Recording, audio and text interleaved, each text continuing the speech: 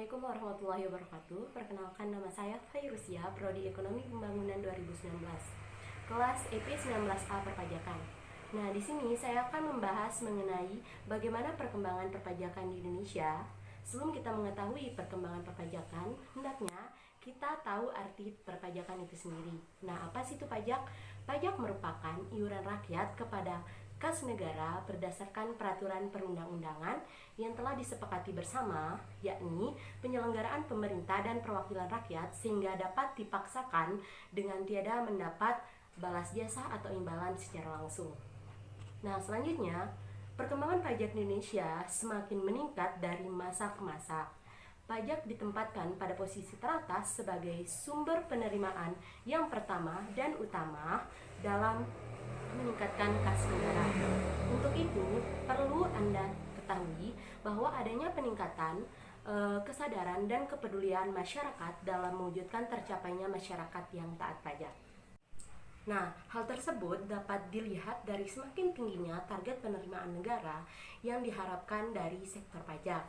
Target pendapatan negara dalam APBN tahun 2017 ditetapkan sebesar 1,49.871 triliun atau tumbuh sekitar 13-15% dari perkiraan realisasi penerimaan pajak tahun 2016. Nah, target penerimaan pajak itu bersumber dari PPh migas, PPh non-migas, PPN dan PPNBN, PBB, bea cukai, pajak lainnya, dan pajak perdagangan internasional.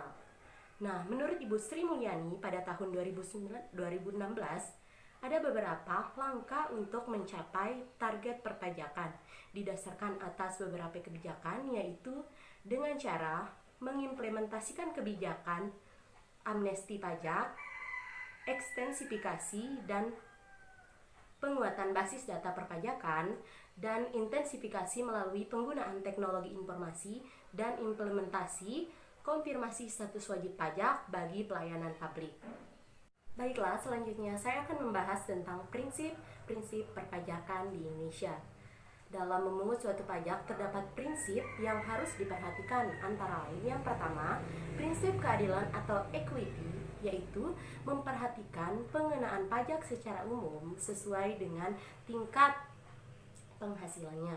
Yang kedua, prinsip kepastian atau certainty, yaitu pemungutan pajak harus dilakukan secara tegas, jelas, dan terdapat kepastian.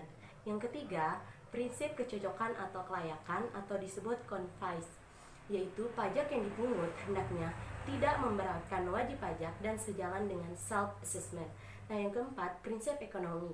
Prinsip ekonomi ini pada saat menetapkan dan memungutkan pajak harus mempertimbangkan biaya pemungutan dan harus secara proporsional. Sekian dan terima kasih.